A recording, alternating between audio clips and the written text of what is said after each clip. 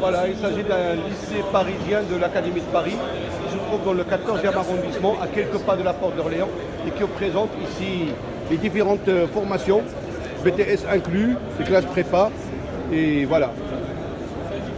Donc il faut savoir que c'est un des meilleurs lycées techniques de l'Académie de Paris.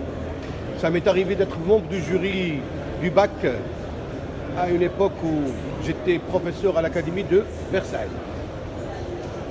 Vous étudiez en BTS C'est ça, exactement. En BTS première année. Alors vous êtes en BTS première année. C'est quel BTS s'il vous plaît? Froid et conditionnement d'air. D'accord. Et vous, le même BTS pour tout le monde? Tous les trois dans la même classe, du coup. Ouais, C'est ça. D'accord. Ok. Et comment vous trouvez le BTS? C'est une bonne formation? C'est une très bonne formation. Je trouve C'est ce que vous avez souhaité sur Parcoursup? Vraiment sur Parcoursup. C'était mon premier choix et je suis pas déçu par. D'accord. Et c'est quoi le bac que vous avez eu? C'était I2T ou le bac Non, S? moi c'est un bac IKEA. C'est pareil. Installateur, chauffage, clim, énergie renouvelable. L'énergie renouvelable. Ok. Et qu'est-ce que vous voulez dire par l'énergie renouvelable? C'est les conversions des différentes formes d'énergie? Pas chaleur, tout ce qui est polluant. Voilà. Par rapport aux chaudières, par exemple au fuel.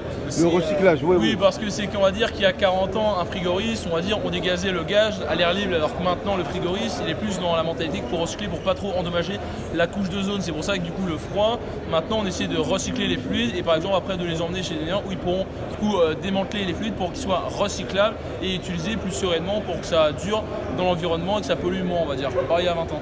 D'accord.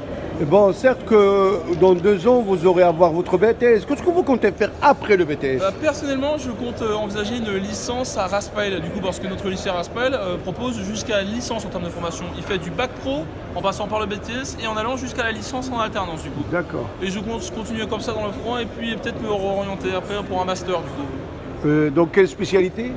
Peut-être peut-être dans le froid, c'est Fiorli par exemple, peut-être. D'accord. Et comment vous trouvez le réchauffement climatique et tout ça? Est-ce qu'il y aura des solutions? Est-ce que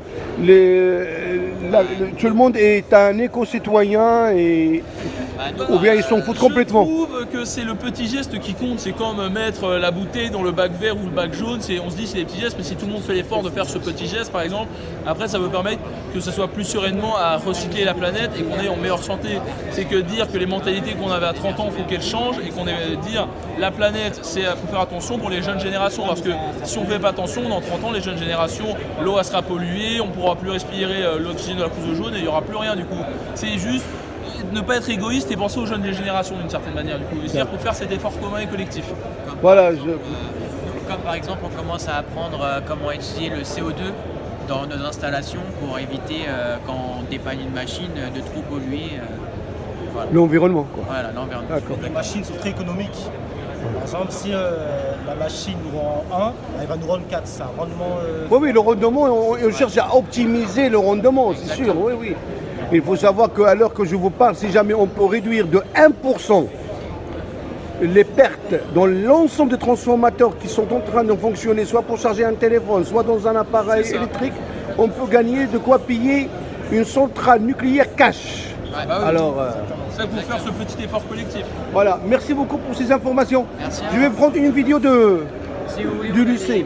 Oui, je prendrai un jeu de documents. Vous voyez, ça c'est les différentes formations qu'on parlait.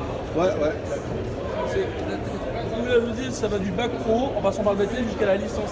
Oui, d'accord. Il y a les différents parcours de bac pro là ici.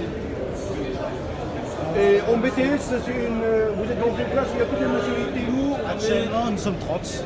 En initial et en alternance, je ne sais pas, mais je pense que c'est sûr, ils sont à peu près 30. Il y a des étudiants qui viennent du monde entier.